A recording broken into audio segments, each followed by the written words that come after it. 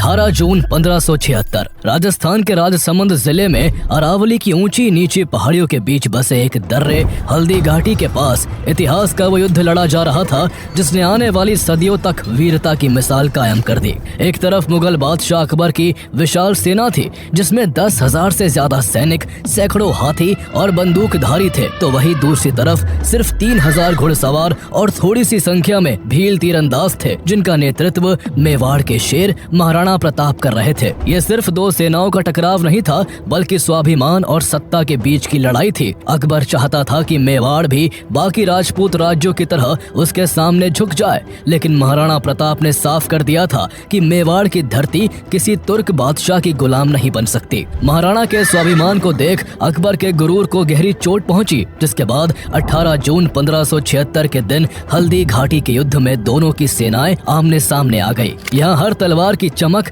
हर तीर की चोट और हर योद्धा की हुंकार इस बात की गवाही दे रही थी कि राणा की सेना अपनी आखिरी सांस तक धरती माँ की रक्षा करेगी। युद्ध भूमि पर महाराणा प्रताप का घोड़ा चेतक गरज रहा था जिसकी छलांगे दुश्मन की रगों में खून जमा देती थी। जब महाराणा ने चेतक को मान सिंह के हाथी की ओर दौड़ाया और भाले का वार किया तो पूरा मैदान सन्न रह गया। दुश्मन की भीड़ के बीच महाराणा प्रताप ऐसे लड़े मानो कोई इंसान नहीं बल्कि खुद अरावली का शेर कूद पड़ा हो। ये युद्ध इतना भयंकर था कि हल्दी घाटी, जिसका ये नाम उसकी मिट्टी के पीले होने की वजह से पड़ा था, उस दिन ये मिट्टी लहू से लाल हो गई। लेकिन क्या महाराणा प्रताप मुगल बादशाह अकबर की विशाल शक्ति को रोक पाए? चेतक ने अपनी आखिरी सांस तक कैसे राणा की जान बचाई? हल्दी घाटी के बाद किस तरह प्रताप ने गुरिल्ला युद्ध से मुगल सेना को घुटनों पर ला दिया? आइए जानते हैं महाराणा प्रताप की वो अमर गाथा जो आज भी हर भारतीय के दिल में जोश और गर्व की लहर पैदा कर देती है।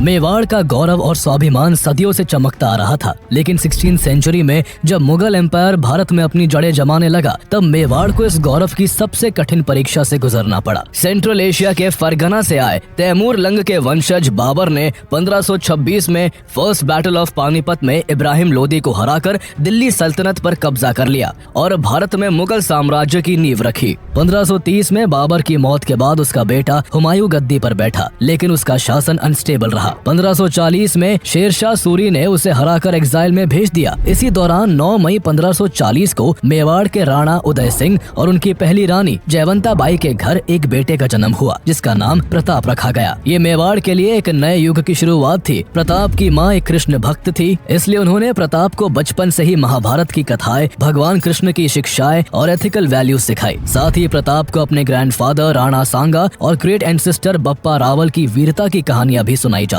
राणा सांगा ने फॉरेन इन्वेडर्स के खिलाफ मेवाड़ की रक्षा की थी और बप्पा रावल ने मेवाड़ को एक पावरफुल राज्य बनाया था। इन स्टोरीज ने प्रताप के मन में देशभक्ति और स्वाभिमान की गहरी जड़ें डाल दी। प्रताप का बचपन गुरुकुल और भील समुदाय के बीच बीता। सुबह वो गुरुकुल में वेद, शास्त्र और युद्ध कला सीखते और दोपहर में भीलों की बस्तियों में चले जाते। भील उन्हें प्यार से कीका कहते थे क्योंकि उनकी कम्युनिटी में बेटों को इसी नाम से पुकारा जाता था। भीलों के बीच रहते हुए प्रताप फिजिकली और मेंटली मजबूत होते गए। बहुत कम उम्र में ही वो घोड़ा दौड़ाने, तेज तर्रार तरीके से तलवार चलाने और तीरंदाजी में महारत हासिल कर चुके थे। उनका साहस देखकर लोग दंग रह जाते थे। राणा उदय सिंह के सबसे बड़े बेटे होने के नाते उन्हें राज्य में युवराज की उपाधि मिली और वो आम जनता के बीच इस तरह से घुल मिल गए कि उनकी पॉपुलैरिटी छोटी सी उम्र से ही बढ़ने लगी। उसी बीच राजस्थान की धरती से थोड़ी ही दूर सिंध के अमरकोट में 1542 में हुमायूं के बेटे जलालुद्दीन अकबर का जन्म होता है। अकबर को 1556 में सिर्फ 13 वर्ष की उम्र में ही दिल्ली की गद्दी पर बैठा दिया जाता है। चूँकि अकबर उम्र में छोटा था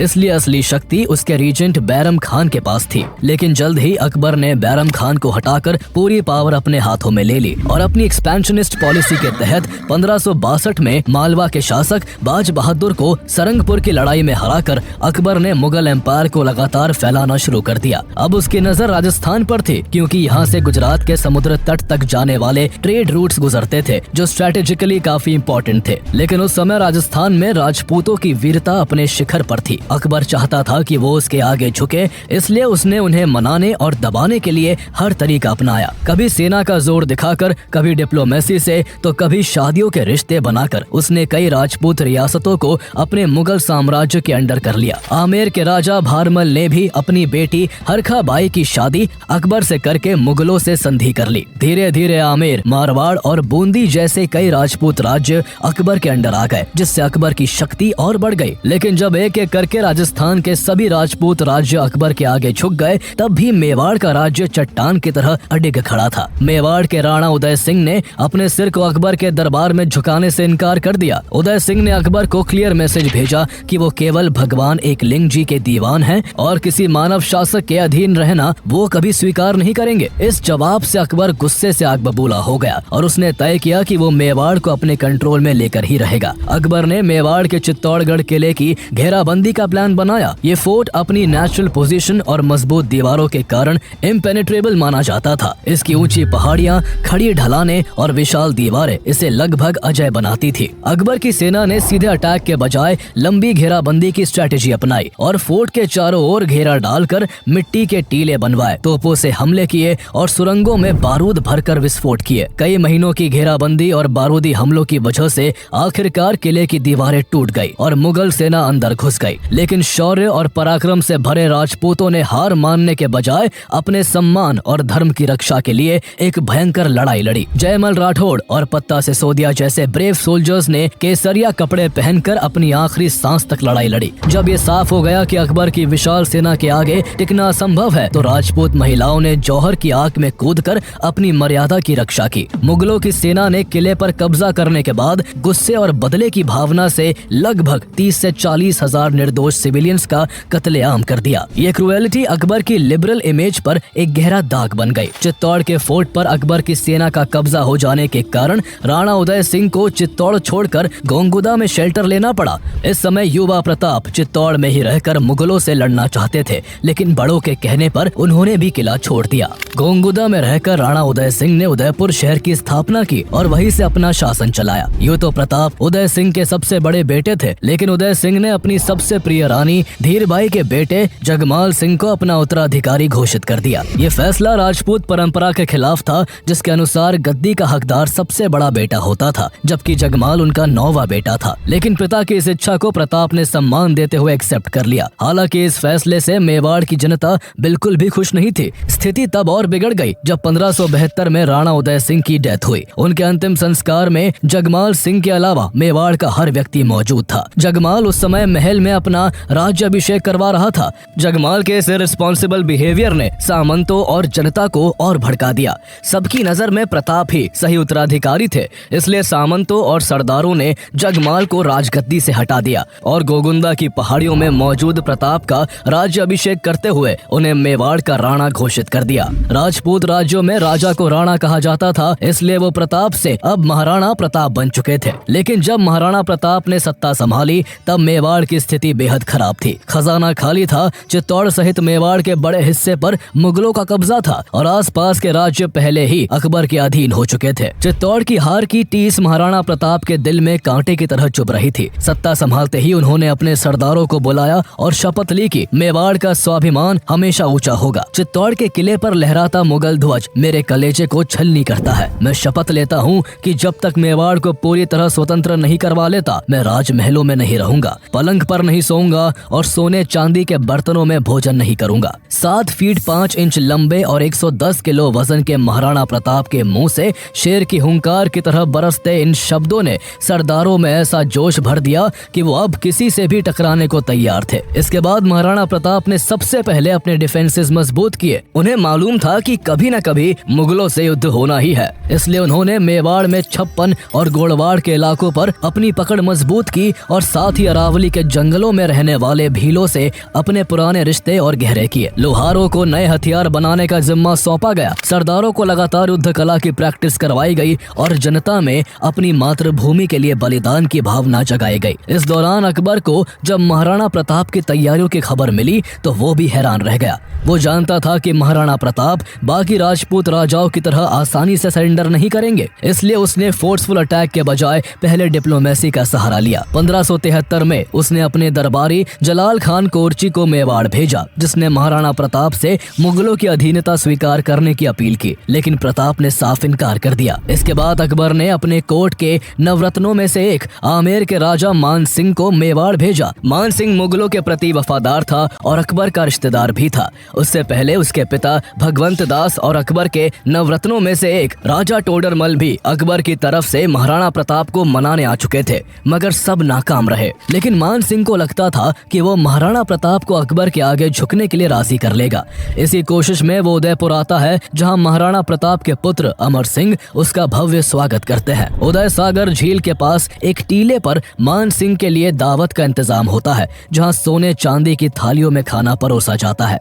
लेकिन मान सिंह जिस व्यक्ति से मिलने आया था, उसे वो महाराणा प्रताप कहीं भी दिखाई नहीं दिए। ये देखकर मान सिंह के गुरूर को गहरी चोट पहुंची और उसने महाराणा के पुत्र अमर सिंह से कहा कि वो तब तक खाने को हाथ नहीं लगाएगा जब तक महाराणा स्वयं उसके साथ बैठकर भोजन नहीं करते। अमर सिंह ने मान सिंह से कहा कि महाराणा के पेट में दर्द है, इसलिए वो उसके साथ भोजन नहीं कर पाएंगे। ये सुनकर भी मान सिंह अपनी जिद पर अड़ा रहा। जब ये बात महाराणा प्रताप तक पहुंची तो उन्होंने उसके लिए जो संदेश भेजा, उसे सुन मान सिंह के चेहरे का रंग सफेद पड़ गया। महाराणा का संदेश था कि वो ऐसे राजपूत के साथ खाना नहीं खा सकते जिसने अपनी बुआ की शादी एक तुर्क से कर दी हो। दरअसल महाराणा प्रताप ने अकबर को कभी भारत का नहीं माना। वो अकबर को हमेशा तुर्क कहकर ही संबोधित करते थे, जहां अकबर के पूर्वजों की जड़ें थी। ये सुनते ही मान सिंह तिलमिला उठा। उसने भोजन नहीं किया और घोड़े पर सवार होकर महाराणा प्रताप के पुत्र अमर सिंह से कहा, मुगल बादशाहत को ठुकराना एक संघर्ष को चुनौती है। अगर तुम युद्ध चाहते हो तो तुम्हारी ये इच्छा जल्दी ही पूरी होगी। मैं महाराणा का अभिमान चूर चूर कर दूंगा। अब हमारी अगली मुलाकात युद्ध भूमि में होगी। तभी अमर सिंह के साथ खड़े भीम सिंह डोडिया ने मान सिंह से व्यंग्य में कहा, जब लड़ने आओ तो अपने फूफा अकबर को साथ लाना मत भूलना। ये सुन मान सिंह और बुरी तरह से बौखला गया। कहते हैं कि मान सिंह के जाने के बाद महाराणा प्रताप ने उन बर्तनों को धुलवाया जिनमें उसे खाना परोसा गया था, ताकि उनकी नजरों में उस पाप को धोया जा सके जो पाप मान सिंह ने अपनी बुआ की अकबर से शादी करवा कर किया था। जब मान सिंह ने अकबर के दरबार में पहुंचकर महाराणा प्रताप द्वारा किए गए ह्यूमिलिएशन की कहानी सुनाई तो अकबर आग बबूला हो उठा। इससे पहले भी वो कई दूतों को भेज चुका था, लेकिन हर बार महाराणा प्रताप ने मुगलों के आगे झुकने से साफ इनकार कर दिया था। गुस्से से भरे अकबर ने अब मेवाड़ को सबक सिखाने की ठान ली। उसने मेवाड़ को अधीन करने के लिए मान सिंह को सेना को लीड करने की जिम्मेदारी सौंप दी। अब तक अकबर के पाले में महाराणा प्रताप के दो भाई भी थे। जगमाल सिंह को जब राजगद्दी से हटाया गया था, तब वो मेवाड़ छोड़कर अकबर की शरण में आ गया था। अकबर ने उसे जहाजपुर की जागीर सौंप दी ताकि वो महाराणा प्रताप के खिलाफ उसका साथ दे सके। इससे पहले महाराणा प्रताप का एक और भाई शक्ति सिंह भी अकबर के रहमो करम पर अपनी जिंदगी काट रहा था। इस तरह महाराणा प्रताप के दो भाई दुश्मन से हाथ मिला चुके थे। मान सिंह, जो पहले से ही महाराणा द्वारा किए गए अपमान की आग में जल रहा था, उसकी लीडरशिप में एक विशाल मुगल सेना तैयार की जाती है, जिसमें करीब 10,000 सैनिक, सैकड़ों हाथी, घुड़सवार, तीरंदाज और बंदूकधारी भी थे। इस सेना में आसफ खान को सेकंड कमांडर अपॉइंट किया गया था। सेना में गाजी खान बादाख्शी, सैयद अहमद बरहा, काजी खान, मेहतर खान और अली मुराद जैसे कई जाने माने मुस्लिम वॉरियर शामिल थे, जबकि लोनकरण कछवाहा, माधव सिंह और जगन्नाथ कछवाहा जैसे कई राजपूत सरदार भी मुगल सेना की तरफ से महाराणा प्रताप के खिलाफ लड़ने वाले थे। मुगल सेना मेवाड़ के नॉर्थ ईस्टर्न पार्ट से एंट्री करते हुए मांडलगढ़ के कस्बे में डेरा डालकर युद्ध की तैयारी में जुट गई। इधर महाराणा प्रताप पहले से ही युद्ध का इंतजार कर रहे थे। मेवाड़ की सेना गोंगुदा में अपनी स्ट्रेटेजी बना रही थी। महाराणा प्रताप की सेना में करीब 3,000 घुड़सवार और 400 भील तीरंदाज थे। देखा जाए तो मुगल सेना महाराणा प्रताप की सेना से 4 गुना बड़ी थी, लेकिन करेज एंड परसिस्टेंस में प्रताप की सेना का कोई मुकाबला नहीं था। उनके साथ बड़ी सादड़ी के झालामाड़ सिंह, सलूम्बर के कृष्णदास चुंडावत और रावत नेतसी जैसे कई वीर राजपूत सरदार थे। भील जनजाति के मुखिया राव पूंजा ने भी राणा का साथ दिया। एक और खास योद्धा हकीम खान सूर थे, जो शेरशाह सूरी के वंशज थे और मुगलों के खिलाफ अपनी एंसेस्ट्रल एनमिटी के कारण मेवाड़ की सेना के साथ थे। महाराणा प्रताप ने मुगल सेना की तादाद ज्यादा होने की वजह से उसको हल्दी घाटी के दर्रे में घेरने का प्लान बनाया। अपनी पीली रंग की मिट्टी के कारण इस घाटी का नाम हल्दी घाटी पड़ा, जिसके बीच से निकलने का रास्ता इतना नैरो था कि एक साथ ज्यादा सैनिक इसमें से नहीं निकल सकते थे। 18 जून 1576 की सुबह सूरज उगने से पहले ही दोनों शिविरों में हलचल शुरू हो जाती है। महाराणा प्रताप अपनी 3000 की कैवलरी को 2 हिस्सों में बांटते हैं। एक छोटा हिस्सा हकीम खान सूर की लीडरशिप में था, जिसमें रामदास राठौर, कृष्णदास चुंडावत और रावत नेतसी जैसे वॉरियर्स शामिल थे। सेना का मुख्य हिस्सा खुद राणा प्रताप की लीडरशिप में था। इस टुकड़ी में राजा रामशाह तोमर और झालामान सिंह थे। जैसे ही सूरज की पहली किरणें हल्दी घाटी पर पड़ी, युद्ध का बिगुल बज जाता है। मुगल सेना की advance frontline unit Syed Hashim बरहा की लीडरशिप में हल्दी घाटी के वेस्टर्न पार्ट की ओर बढ़ती है। महाराणा प्रताप की सेना पहले से ही तैयार थी। जैसे ही मुगलों की सेना नजदीक आई, मेवाड़ की छोटी टुकड़ी ने बिजली की तरह अचानक तेज हमला बोल दिया। इस सडन एंड शार्प अटैक ने मुगल फ्रंटलाइन यूनिट को पूरी तरह से तितर बितर कर दिया। उबड़ खाबड़ जमीन और कांटों भरे रास्तों ने मुगल सैनिकों को और परेशान किया, जिसकी वजह से एक कंफ्यूजन का माहौल क्रिएट हुआ और हाशिम बरहा की यूनिट पीछे हटते हुए कुछ ही पलों में अपनी ही सेना की एक यूनिट से जा टकराई, जिसका नेतृत्व आसफ खान और जगन्नाथ कछवाहा कर रहे थे। इस अफरा तफरी में मुगल सेना के राजपूत सैनिक भेड़ों की तरह भाग खड़े हुए। इस बीच महाराणा प्रताप की मेन यूनिट ने हल्दी घाटी के मुहाने पर मुगल सेना की दूसरी टुकड़ी पर भी जोरदार हमला बोल दिया, जिसका नेतृत्व काजी खान और शिकरी के शेखजादे कर रहे थे। महाराणा प्रताप की अगुवाई में ये हमला इतना जबरदस्त था कि काजी खान की यूनिट की हालत खराब हो गई और मुगल सेना में भगदड़ मच गई। इसके बाद जैसे ही युद्ध हल्दी घाटी के ऊपरी हिस्से से निकलकर खमनोर के खुले मैदानों में पहुंचा, दोनों सेनाओं को मूव करने की जगह मिल गई और लड़ाई और भी ज्यादा भयंकर हो गई। मेवाड़ की सेना ने अपने इनिशियल अटैक्स में मुगल सेना को पूरी तरह से हिला दिया। जब चारों तरफ से मुगल सेना में हाहाकार मच गया, तब मान सिंह ने खुद युद्ध के मैदान में उतरने का फैसला किया। इस बीच मुगलों की सेना में बंदूकों से फायर करने वाले सैनिक भी थे, जिन्होंने मोर्चा संभालते हुए मेवाड़ की सेना पर गोलियों की बौछार शुरू कर दी। भालों और तलवारों से गोलियों का मुकाबला नहीं हो सकता था, इसलिए इस बार बंदूकधारियों के हमले से मेवाड़ की सेना को भारी नुकसान हुआ और उनके कई सैनिक मारे गए। जब महाराणा प्रताप को लगा कि मुगलों की सेना भारी पड़ती दिख रही है, तो उन्होंने हाथियों को बैटलफील्ड में उतारने का आदेश दिया। इसके बाद युद्ध में हाथियों की एंट्री हुई। मुगल सेना का गजमुख्ता नामक हाथी मैदान में उतरा, जिसका मुकाबला मेवाड़ की सेना के हाथी लोना ने किया। लोना ने गजमुख्ता को बुरी तरह से घायल कर दिया, जो इस वार से मैदान छोड़कर भागने ही वाला था कि तभी एक गोली ने लोना के महावत को मार गिराया, जिस कारण लोना युद्ध से बाहर हो गया। तभी मेवाड़ का सबसे प्रसिद्ध हाथी राम प्रसाद युद्ध में शामिल होता है। राम प्रसाद इतना विशाल था कि उसने मुगल सेना में भारी तबाही मचा दी। मुगल सेना के गजराज और रणमंदर नाम के हाथी भी राम प्रसाद के सामने ज्यादा देर तक टिक नहीं पाए, लेकिन तभी एक तीर ने राम प्रसाद के महावत को भी मार गिराया, जिसके बाद मुगल सेना ने राम प्रसाद को पकड़ लिया। ये इस युद्ध में मुगलों को मिली सबसे बड़ी सफलता थी। इस हाथी को बाद में अकबर को तोहफे में पेश किया गया, जिसके किस्से अकबर ने कई बार सुने थे। अकबर ने उसका नाम बदलकर राम प्रसाद से पीर प्रसाद कर दिया और उसे खाने के लिए एक से बढ़िया एक चीजें दी। लेकिन इस हाथी की वफादारी महाराणा प्रताप के लिए ऐसी थी कि उसने हर स्वादिष्ट खाने को ठुकरा दिया और मुगलों का खाना पानी लिए बिना ही 18 दिन बाद राम प्रसाद की मृत्यु हो गई। राम प्रसाद के पकड़े जाने के बाद महाराणा प्रताप की तलवार पहले से भी ज्यादा चमकने लगती है। अपने प्रिय घोड़े चेतक पर सवार होकर वो मुगल सेना के बीच ऐसे लड़ रहे थे जैसे कोई बिजली कड़क रही हो। उनकी तलवार जिधर घूमती, दुश्मनों के सिर धड़ से अलग हो जाते। इस बीच उनके बहादुर सरदार भीम सिंह ढोडिया ने दूर से मुगल सेनापति मान सिंह को देखा, जो अपने हाथी पर बैठा युद्ध का नेतृत्व कर रहा था। भीम सिंह ने एक पल भी नहीं सोचा और मान सिंह की तरफ अपनी पूरी ताकत से भाला फेंका। भाला अपनी दिशा से थोड़ा चूक गया और मान सिंह बाल बाल बच गया। इसी बीच मुगल सोल्जर्स ने भीम सिंह को घेर लिया।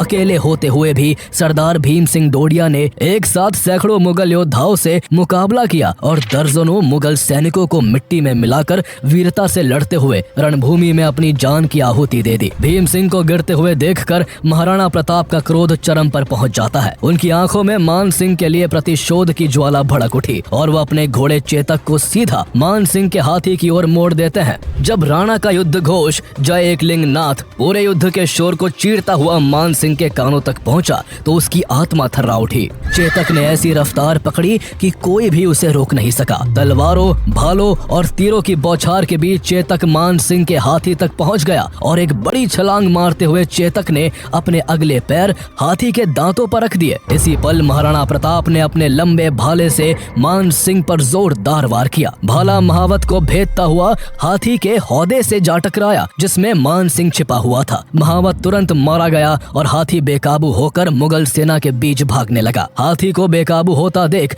महाराणा प्रताप को लगा कि भाले की चोट से मान सिंह भी मर गया होगा, इसलिए वो उसे छोड़कर पीछे हट गए। लेकिन ये इस युद्ध का टर्निंग पॉइंट था। अगर यहाँ मान सिंह मारा जाता तो युद्ध यही खत्म हो सकता था, लेकिन वो किस्मत से बच गया था। इस दौरान महाराणा प्रताप के घोड़े चेतक का पैर काफी जख्मी हो गया था, क्योंकि चेतक जब मान सिंह के हाथी की सूंड पर चढ़ा था तब उसकी सूंड पर तलवार बंधी थी, जिसकी तेज धार ने चेतक के पैर को घायल कर दिया था। इस बीच राजा रामशाह तोमर ने भी राणा की रक्षा में अपनी जान दे दी। वो लगातार राणा के सामने एक ढाल बनकर लड़े और मुगल सेना के हमलों को रोकते रहे। उनके तीनों बेटों ने भी अपने पिता के साथ वीरता से लड़ते हुए अपनी जान का बलिदान दे दिया। ऐसे ही ब्रेव वॉरियर्स के कारण अभी तक महाराणा प्रताप की सेना हर मोर्चे पर मुगल सेना से काफी आगे थी। मुगल सैनिक तादाद में ज्यादा होने के बाद भी मेवाड़ की सेना के आगे ढेर हो रहे थे। साफ था कि महाराणा प्रताप और उनकी सेना अपने स्वाभिमान और अपनी मातृभूमि की रक्षा के लिए जंग लड़ रही थी, इसलिए उनके हर वार में एक जोश भरा हुआ था। वही मुगल सेना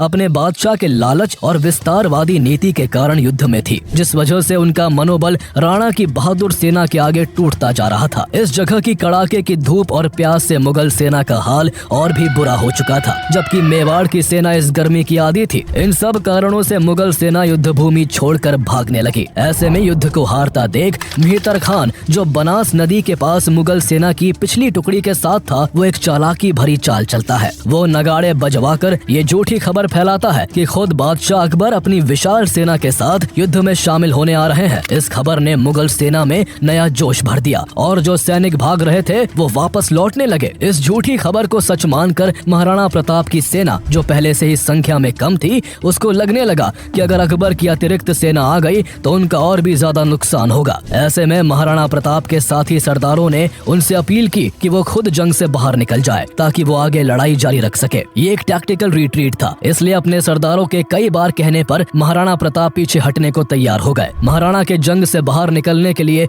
मुगल सेना का ध्यान भटकाना जरूरी था। तब युद्ध के मैदान में एक पुराना इतिहास दोहराया जाता है, खानवा का युद्ध, जो 1527 में मुगल बादशाह बाबर और महाराणा प्रताप के दादा राणा सांगा के बीच लड़ा गया था।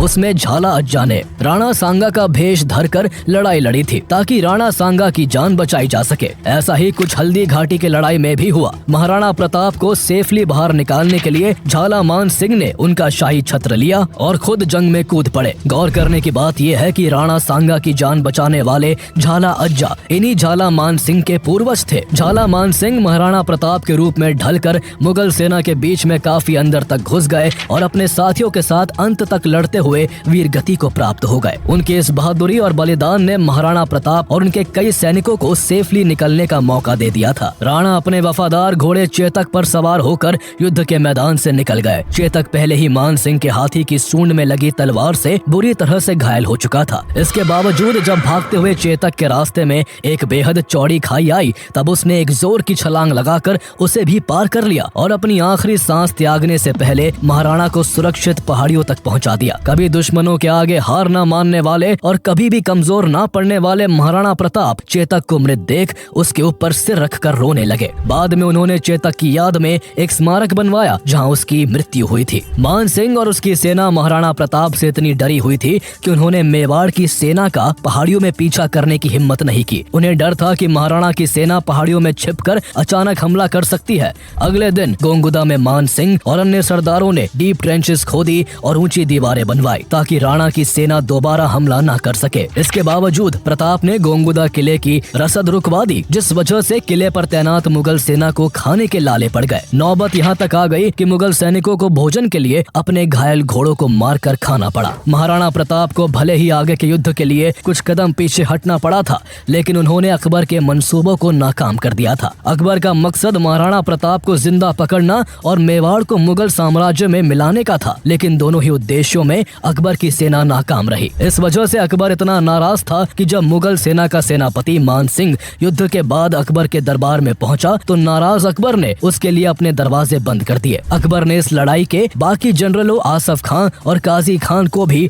काफी समय तक अपने दरबार में बैठने तक नहीं दिया। इससे साफ होता है कि अकबर हल्दी घाटी युद्ध के परिणाम से बिल्कुल बिल्कुल भी खुश नहीं था। इधर महाराणा प्रताप खुद को और भी स्ट्रॉन्ग करने में लगे हुए थे। इस बीच उन्होंने लड़ाई लड़ने की अपनी स्ट्रेटेजी भी चेंज की। उनकी सेना को गोरिल्ला वॉरफेयर में महारत हासिल थी, इसलिए मुगलों से डायरेक्ट कॉन्फ्रंट्रेशन की जगह इसी के तहत उन्होंने अपने हमले जारी रखे। लोकल भीलों की मदद से महाराणा प्रताप गोरिल्ला युद्ध करने लगे। वो मुगलों पर घात लगाकर हमला करते और फिर जंगलों में गायब हो जाते। ऐसा लगता था कि महाराणा प्रताप 100 जगह एक साथ खड़े हैं। इससे अकबर की सेना का मनोबल टूटने लगा। मुगलों को इतना भय हो गया था कि उन्हें मालूम ही नहीं था कि उन पर कब और कहां से हमला हो जाए। गोरिल्ला युद्ध के कारण मेवाड़ को जीतने निकली मुगल सेना खुद मेवाड़ में कैद होकर रह गई थी। लेकिन महाराणा प्रताप तब तक चैन की सांस नहीं लेने वाले थे जब तक वो अकबर से अपने राज्य का हर हिस्सा वापस नहीं छीन लेते। इसलिए उन्होंने एक और बड़े युद्ध की तैयारी शुरू कर दी। उन्होंने अपने सरदारों को कहा कि धन इकट्ठा करके एक विशाल सेना का निर्माण किया जाए। जब महाराणा प्रताप के बचपन के दोस्त भाभा शाह को पता लगा कि महाराणा को सेना खड़ी करने के लिए पैसे की जरूरत है, तो उन्होंने अपनी सारी दौलत महाराणा प्रताप को सौंप दी। इसके बाद महाराणा प्रताप एक बड़ी सेना को खड़ा करते हैं और हल्दी घाटी युद्ध के 6 साल बाद 1582 में मुगल सेना और महाराणा प्रताप के बीच दिवेर का युद्ध लड़ा जाता है। उनकी सेना दिवेर के पासेस में मुगल ठिकानों पर बिजली की तरह टूट पड़ी। इस युद्ध में मुगल सेना का नेतृत्व अकबर का चाचा सुल्तान खान कर रहा था। महाराणा प्रताप के बेटे अमर सिंह ने सुल्तान खान को भाले के वार से मार गिराया। मुगल कमांडर की मौत के बाद मुगल सेना भाग खड़ी हुई। इस युद्ध में महाराणा प्रताप की निर्णायक जीत हुई और 36,000 मुगल सैनिकों ने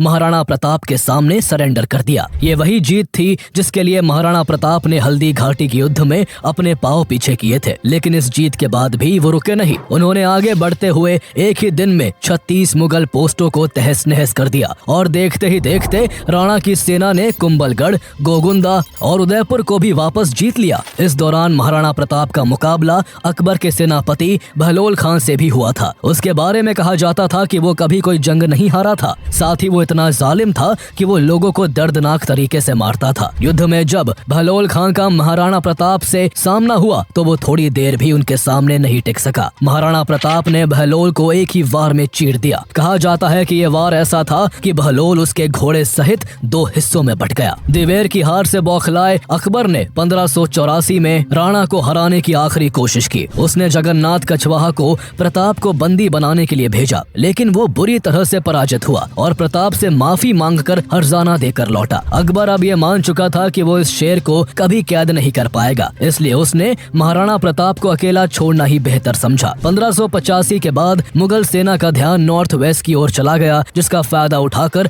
महाराणा प्रताप ने मेवाड़ के ज्यादातर हिस्सों को वापस जीत लिया और चामुंड को उन्होंने अपनी नई कैपिटल बना लिया। महाराणा प्रताप मान सिंह को सबक सिखाना चाहते थे, इसलिए उन्होंने अपने बेटे अमर सिंह को सेना के साथ आमेर के मालपुरा पर अटैक करने के लिए भेजा। जल्द ही अमर सिंह की सेना ने मान सिंह की सेना को हराकर उसकी बेशुमार दौलत पर कब्जा कर लिया। इसके बाद अगले 12 सालों तक महाराणा प्रताप ने मेवाड़ पर ऐसा शासन किया कि राज्य की खोई हुई चमक वापस लौट आई। लेकिन 1597 में 56 साल की उम्र में जब महाराणा प्रताप शिकार पर निकले थे, उस समय उन्हें चोट लगी जिससे वो कभी उबर नहीं पाए और उनकी मृत्यु हो गई। उनके निधन से एक युग का अंत हो गया। कहते हैं कि जब उनकी मौत की खबर अकबर को लाहौर में उसके दरबार में दी गई तो वो भी अपने सबसे बहादुर दुश्मन को याद करके रो पड़ा। उस समय राजस्थान के एक मशहूर कवि दुर्सा आड़ा भी अकबर के दरबार में मौजूद थे। उन्होंने उस समय महाराणा प्रताप की मौत की खबर मिलने पर जो कविता लिखी उसका सार था, तुमने कभी अपने घोड़े पर शाही दाग नहीं लगने दिया,